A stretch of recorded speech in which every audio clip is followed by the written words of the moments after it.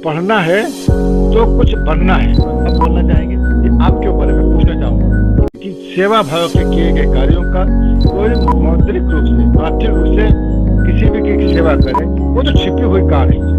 और छिपा हुआ कार्य को अब चलते चलते एक अंतिम क्वेश्चन आपसे है कि नमस्कार, आप देख रहे हैं कंट्री इनसाइड न्यूज। इस वक्त हमारे साथ हैं डॉक्टर हरीश चंद्रा, जो कि संरक्षक हैं जनपद सीतापुर में सेठ राम गुलाम पटेल ट्रस्ट के अंतर्गत कई कॉलेजेस के, आईटीआई इंस्टीट्यूट्स के। तो आज हम इनसे बात करेंगे और हमें यह भी मालूम हुआ है कि प्रदेश और भारत सरकार के प्रतिष्ठान के अंतर्गत सर एडवाइजर और आर्थिक परामर्शदाता की सेवा भी दे रहे हैं। तो इनसे हम बात करेंगे और पूछेंगे कि किस तरह से सेवाएं दे रहे हैं और अन्य बातें भी हम करेंगे। सर, आपका बहुत बहुत स्वागत है कंट्री इनसाइड न्यूज में। जी। तो सर, जैसे कि अभी कोविड काल के बाद इंस्टीट्यूट खुले हैं, माफ कीजिएगा, स्कूल खुले हैं, कॉलेजेस खुले हैं, तो आप किस तरह से शिक्षण संस्थानों के साथ जुड़े हुए हैं? बेसिकली हमारा जो ध्येय है वो ये है कि हमारे जो छात्र छात्राएं हैं वो कोरोना काल में उनकी पढ़ाई बहुत बाधित हुई है जी। पढ़ाई जो बाधित हुई है उनको किसी न किसी रूप में उनकी जो अभिरुचि या उनमें जो थोड़ी सी पढ़ाई में रुझान कम हुआ है उसके प्रति उनको जागरूक करके, उनको उनकी काउंसलिंग करके, उनको उनके पेरेंट्स को समझा बुझा के उनको पहले कॉलेज में वापस लाना है जी। क्योंकि वो घर बैठ गए इतने महीने, इतने 2 बार कोरोना का प्रभाव आया, उससे पढ़ाई में बहुत ही बाधा आई है। सभी जगह, पूरे प्रदेश भारतवर्ष में सब जगह सभी शिक्षण संस्थाओं के सामने ये एक चुनौती हुई है। इसके लिए हम लोग हर समय हर संभव यही प्रयास करते हैं कि छात्र छात्राओं के संपर्क में रहें, ऑनलाइन पढ़ाई के साथ साथ बच्चों की काउंसलिंग करें और उनके अभिभावकों की काउंसलिंग करें। यही मेरा तो इसमें सर एक चीज और पूछना चाहूंगा कि शिक्षण संस्थान जो दोबारा खुले हैं, अभी एक बार बंद हुए थे फिर दोबारा खुले हैं, तो सबसे बड़ी जो समस्या आई है वो आर्थिक रूप से परिवार के सामने बच्चों को पढ़ाने की आई है। तो उसके लिए आप किस तरह से छूट दे रहे हैं या क्या लोगों को सहूलियत दे रहे हैं जिससे कि वो कॉलेज या स्कूल दोबारा आ सकें और अपने बच्चों की वो पढ़ाई पूरी कर सकें? ये बहुत ही अच्छा आपने प्रश्न किया जी। और ये बहुत ही ज्वलंत मुद्दा है। कोरोना एक ऐसी महामारी रही है जिससे चाहे गरीब हो चाहे अमीर हो, लगभग सभी परिवार प्रभावित हुए हैं, हताहत हुए हैं।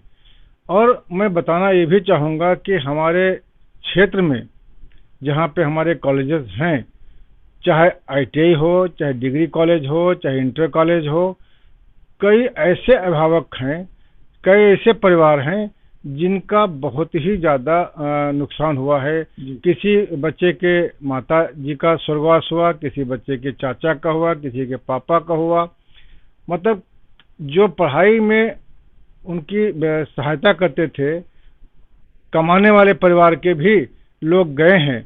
अब उस परिवार के लिए विशेष रूप से हम लोगों ने उनको गोद ले लिया है कि ऐसे छात्र छात्राएं जिनके परिवार के कोई कमाने वाला व्यक्ति स्वर्गवासी हुआ है, तो उन बच्चों को जब तक वो न केवल इंटर कॉलेज तक, डिग्री कॉलेज, आईटीआई, जो भी जहां तक उनकी पढ़ाई होगी, हमारा ट्रस्ट उनको निःशुल्क पढ़ाएगा, कोई फीस नहीं लेगा। और समय समय पर उनके घर हमारी जाती है टीम, इसके लिए अलग से टीम बना दी है, जो वहाँ उनके पेरेंट्स को भी, जो हमारे पेरेंट्स उनके परिवार के लोग, उनकी भी काउंसलिंग करना। साथ ही हमारे ट्रस्ट के जो कई सदस्य ऐसे भी ट्रस्टी हैं, जिसमें मैंने अभी आपको बताने की कोशिश की थी, मिस्टर भानु प्रताप सिंह जो प्रशासन मंडल के प्रमुख हैं, ठाकुर भानु प्रताप सिंह और सचिन, इनके सहयोगी, इनके साथ के लोग, ट्रस्टी लोग इस ट्रस्ट के द्वारा गोद लेने के बाद उन बच्चों की पढ़ाई, किताबें और उनकी दवाई तथा उनको आगे कहीं न कहीं सेवा योजना में भी सहयोग करने की भावना हम लोगों ने विकसित कराई है। बहुत अच्छा कदम आपने उठाया है, जिससे कि जो परिवार ऐसे हैं जिसमें कोई किसी की मृत्यु हो गई है तो उनको आप आर्थिक मदद भी कर रहे हैं। स्कूल में उनकी पढ़ाई होना बहुत जरूरी है उन बच्चों की, ऐसे परिवारों की। मगर स्कूल में कोरोना के बाद जो गाइडलाइंस हैं कोरोना की, सोशल डिस्टेंसिंग के लिए हो, चाहे वो मास्क हो या सैनिटाइजर हो, तो उसके लिए स्कूल में किस तरह की व्यवस्थाएं की गई हैं आपके? हमारी संस्थाओं में जो भी हमारे मानक हैं, जो मापदंड हैं, हर बच्चे हमारे खुद इतने सिंसियर हैं, हमारे बच्चे इतने जागरूक हैं और अभिभावक भी, कोई भी बच्चा हमारा बिना मास्क के क्लास में नहीं जाता है। तो हमारे संस्था में एक हेल्थ कैंप भी है, हेल्थ सेंटर भी है, जिसके अंतर्गत उसका नाम है रीता चिकित्सा सेवा केंद्र। उसमें हम लोग दिखाते हैं फर्स्ट एड करा के, और फिर उसको लोकल महमूदाबाद में या लखनऊ में जहां भी होगा उसका उपचार के लिए अपने वाहन से उपलब्ध करा के पहुंचाते हैं। हाँ, एक प्रश्न आपने और पहले भी किया था कि क्या क्या सुविधाएं और आर्थिक रूप से दे रहे हैं। इसमें एक बात और बताना चाहेंगे, जो बच्चे हमारे गरीब हैं उन बच्चों के लिए, और अगर अमीर हैं प्रभावित हुए हैं उन बच्चों के लिए हम लोगों ने निःशुल्क छूट के साथ साथ आर्थिक आधार पर, सामाजिक आधार पर देखते हुए जैसा भी हो यथासंभव उनकी आधी फीस, 3 महीने की फीस, 4 महीने की फीस, 8 महीने की फीस और किसी किसी की पूरी फीस हम लोगों ने माफ किया है कि इससे पढ़ाई में कोई बाधा ना आवे। एक सोशल टीम बनाई है, युवा वाहिनी बनाई है ट्रस्ट की, जो उनके घर जाके देखती है कि इन बच्चों का खान पीन कैसा है, पौष्टिक आहार कैसा है, उस तक भी हम लोग जाते हैं। जी, बहुत अच्छे आपने ये सुविधाएं उन छात्रों को दी हैं जिनको की मदद की बहुत आवश्यकता है इस टाइम पे। और एक चीज़ और आपसे मैं पूछना चाहूँगा कि जो शिक्षण संस्थान है आपके, चाहे वो कॉलेज हो, चाहे इंस्टीट्यूट हो, ITI कॉलेज हो आपका चाहे तो वहाँ पर किस तरह के संसाधन हैं? जैसे कि स्कूल में क्लास में आपके बेंचेस होती हैं, चाहे वो ब्लैक बोर्ड्स होते हैं, या फिर और कुछ नए आपने टेक्निक्स अपनाई हैं कोरोना काल के टाइम में या पहले से? चाहे वो LED स्क्रीन हो या कुछ और हो, या बच्चों के लिए लाभप्रद कोई गेम हो जो आप एक्टिविटीज कराते हो, तो इस तरह कुछ आपने अलग करने की कोशिश की है या करने वाले हो आप अभी फ्यूचर में बच्चों के लिए?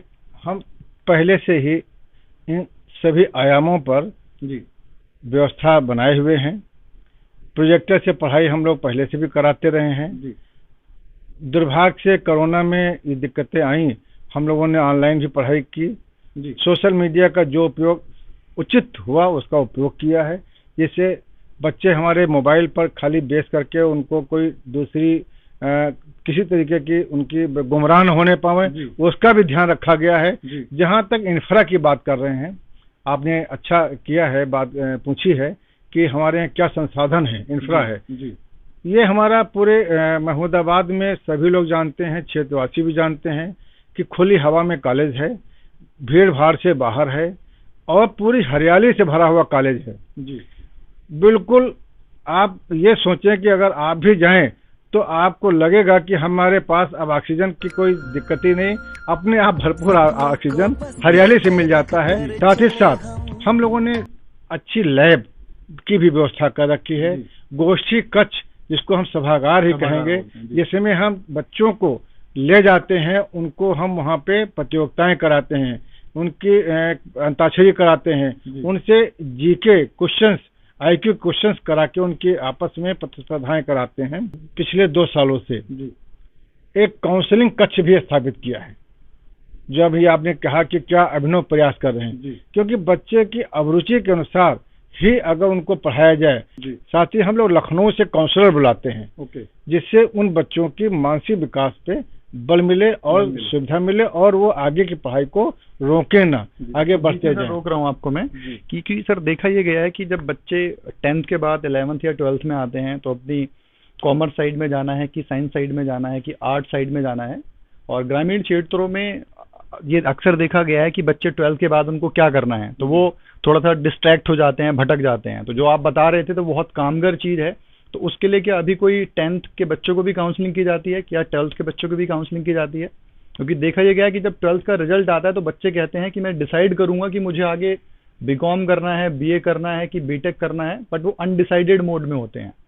तो उसके लिए भी कुछ काउंसलिंग होती है 12th के बच्चों की या फिर 10th के बच्चों की? क्योंकि खासकर 12th के बच्चों के लिए बहुत इंपॉर्टेंट होता है कि आगे उनको क्या करना है। अगर काउंसलर अच्छा मिल जाता है तो आगे वो अच्छे से पढ़ाई अपनी कर पाते हैं और अपना भविष्य तय कर पाते हैं। देखिए, मेरे इस ट्रस्ट की जो बेसिक अवधारणा रही है वो रही है कि न केवल पढ़ाई कराना, बल्कि एक संस्था का, ट्रस्ट का लोगो है जिसको हम लोगों ने अभी अभ्युत्थानम 2021 में करके दिखाया है, जिसमें हमारे ग्रामीण क्षेत्र के सभी बच्चे, पृष्ठभूमि के सभी बच्चे अच्छा प्रदर्शन किया है। जहां तक की बात आप कह रहे हैं कि इन बच्चों को कैसे मोटिवेट करते हैं, इसके लिए ही हम लोगों ने एक काउंसलिंग कक्ष बना रखा है। आप बता रहे थे। हाँ, और उन बच्चों को यही नहीं कि हम उनको केवल समझाएं, काउंसलिंग करें, साथ ही साथ उनको मोटिवेट करने के साथ साथ उनको हम सेवा योजन के लिए उत्प्रेरित करते हैं, उनको हम उनका मनोबल बढ़ाते हैं। हाई स्कूल से ही कोशिश करते हैं कि उनकी अभिरुचि के अनुसार वो आगे पढ़ाई करें। हम लोग न केवल शिक्षा बल्कि शिक्षा के बाद उनकी शिक्षण के आधार पर प्रतियोगिता करके, ऑनलाइन एग्जाम दे के, सरकारी, अर्ध सरकारी, गैर सरकारी, जहां भी जा सकते हो वो जाएं, अपनी प्रतिभा का वहां पे प्रदर्शन करके अच्छी से अच्छी सर्वोच्च स्थान, ऊंची से ऊंची पोस्ट पावें। और यही नहीं है, हम लोगों का एक ट्रस्ट का एक लोगो है कि पढ़ना है तो कुछ बनना है, ऐसे नहीं पढ़ाई करनी। अगर पढ़ना नहीं, अगर पढ़ना है तो बनना है। बनने का मतलब कि हम कुछ इस लायक बने, अपने पैरों पे खड़ा होके अपने परिवार चमका सकें, अपने परिवार, अपने गांव, अपने शहर, अपने देश प्रदेश का सबका नाम रोशन करें। और बनना है तो पढ़ना है, ये भी नहीं है कि पढ़ना है तो बनना है, बनना है तो पढ़ना ही है। तो स्लोगन बहुत अच्छा है ये कि बनना है तो पढ़ना है और पढ़ना है तो बनना है, केवल पढ़ना नहीं है। हरीश सर, एक बार आपसे मैं ये भी पूछना चाहूंगा कि जब से कोरोना काल स्टार्ट हुआ है, तकरीबन 2 साल हो जाएंगे अब, तो उसके बाद से जो आपने बच्चों को छूट दी है या बच्चों के एडमिशन के लिए घर घर जाके काउंसलिंग की है, तो ये आपसे बस मैं पूछना चाह रहा था, अगर आप बताना चाहें तो, कि एक धनराशि के तौर पर कितना अमाउंट आपने अभी तक स्पेंड किया होगा छूट के तौर पर, जो आपने छूट दी है, उसके बारे में कुछ बताना चाहेंगे आप? ये आपके ऊपर है। ये आपका जो प्रश्न है जी, ये बहुत ही मतलब इसमें हम बहुत शर्मिंदा हो रहे हैं कि इसका उत्तर मैं क्या दूं, क्योंकि हमारे ट्रस्टीज, हम लोगों का पूरा, मैं संरक्षक जरूर हूं लेकिन मेरे ट्रस्टीज और हम लोगों का पूरा सोचना है कि सेवा भाव के किए गए कार्यों का कोई मौद्रिक रूप से, आर्थिक रूप से उसका बखान नहीं किया जाता है कि हमने ये किया, हमने ऐसी सुविधाएं दी, हमने ऐसे छोड़ दी, हमने कोई और भी कोरोना काल की इस महामारी में ये बताना कि हमने कितनी की छूट दी। कोई भी सेवा करे, किसी भी की सेवा करे, वो तो छिपी हुई कार्य है और छिपा हुआ कार्य को बखान नहीं कर रहे हैं। तो हमें अपने संकोच के साथ, चूंकि आपका प्रश्न है तो हम इसको आपको प्रश्न को चूंकि प्रश्न कर रहे हैं, इसलिए उत्तर देना भी मेरे लिए एक मौलिक कर्तव्य बनता है कि मैं अपने कर्तव्य का निर्वहन करूं कि हमने क्या क्या किया है, क्या सेवा कर रहे हैं। देखिए, मैंने आपको बहुत पहले ही इंटरव्यू में बता दिया कि गरीब, असहाय, कमजोर, सामाजिक, आर्थिक, चाहे किसी भी सामाजिक व्यवस्था के तहत किसी भी धर्म जाति का क्यों न हो, हमारे लिए संस्था में सबका अपना एक सम्मान स्थान है, नंबर 1। नंबर 2, फीस के बारे में बात है। अगर बीमारी से वो ग्रसित परिवार है तो उसकी छूट तो होनी है। अगर वो आर्थिक से कमजोर है, मजदूर सर्वहारा है और बच्चा पढ़ने के इच्छुक है, तो उसके लिए मनोज छात्रवृत्ति योजना के तहत हम लोगों ने उसकी आधी छूट कर रखी पहले से। तीसरा, जहां तक की बात है कि हम उनको और क्या छूट दे सकते हैं, ये अभी जो कोरोना का प्रकोप हुआ 2 बार, प्रथम राउंड में, दूसरी बार आया, तो इनमें कुल मिला के अगर हम लोग उसका आकलन अपने चार्टर्ड अकाउंट से करा रहे थे, 1,70 की फीस का हम लोगों ने छूट की श्रेणी में डाला है। मतलब तकरीबन जो बच्चों के लिए छूट के तौर पे, आर्थिक मदद के तौर पे आपने लोगों की मदद की है, आपने मदद की है और आगे कर भी रहे हैं, जिससे बच्चों की, छात्र छात्राओं की, विशेष रूप से जो गरीब बच्चे हैं उनकी किसी भी दशा में पढ़ाई फीस के कारण न अवरुद्ध हो। सुविधा के बारे में ये हम लोग किसी भी दशा में कभी भी किसी भी फोरम पे कभी भी इस बात को नहीं कहते हैं, क्योंकि हम लोगों को ये चीजें कहना कि हम इतना छूट दे रहे हैं तो इससे अपने को लगता है कि हम सेवा भाव में कोई हम कुछ ये उचित नहीं कर रहे हैं, ये समीचीन नहीं है। और छात्राओं के लिए विशेष रूप से अगर देखा जाए, अगर किसी अभिभावक को अपनी बेटी की फीस की, क्योंकि आज राष्ट्रीय बालिका दिवस है, बेटी दिवस है, तो इस बारे में भी हमें कहना उचित बनता है कि उन बेटियों को हमारे यहाँ जितनी छूट बेटियों की है जी। उतनी हमारे बेटों की नहीं है। बेटों की नहीं, ये मैं आपको बताना चाहूंगा। और बेटियों को इसलिए छूट है जी। क्योंकि बेटियों की जो आज भी एक सामाजिक व्यवस्था है, उनको उनके अनुकूल बाहर निकलने की उतनी अभी स्वतंत्रता भी नहीं है और सुविधाएं भी नहीं है कि अकेले बाहर रह सकें। इसलिए उन बच्चियों को हमको विशेष ध्यान देना पड़ता है। जी। आपको मैं यहाँ एक बताना चाहूँगी, हमारी जो प्रबंधक महोदया हैं जी।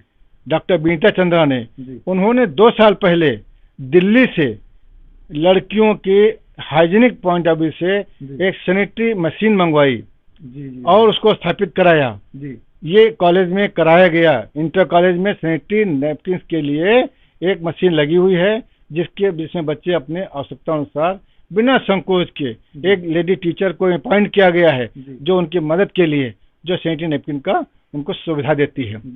सैनिटरी नैपकिन को डिस्ट्रॉय करने की मशीन अलग से लगी हुई है। तो ये सुविधाएं हम लोग दे रहे हैं। यज्ञ हो रहा है, विद्या मंदिर है, ये कोई बाजारीकरण का स्वरूप नहीं है।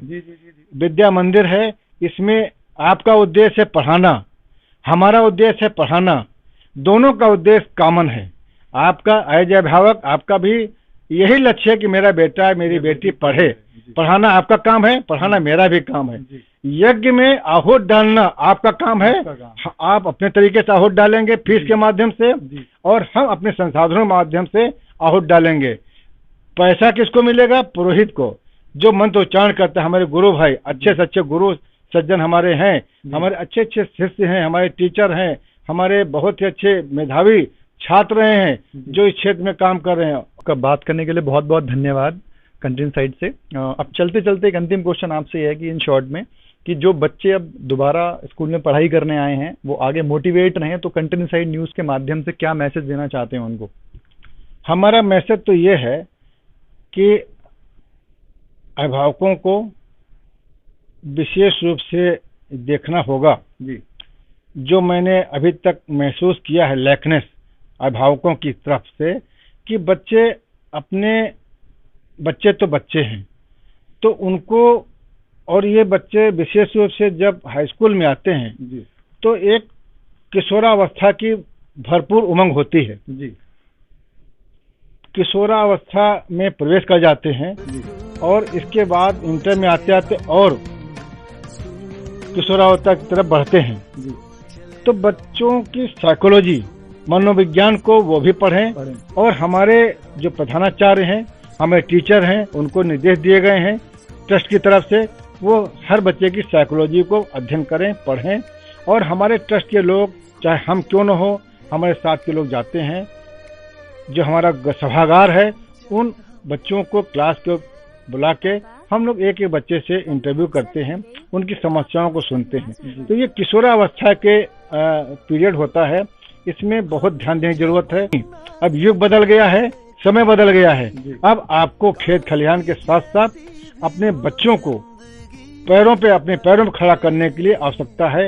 एक बच्चा अगर आप पढ़ा लेते हैं तो कई परिवार पढ़ा देंगे, एक बच्ची को पढ़ा देंगे, कई परिवार पढ़ जाएंगे।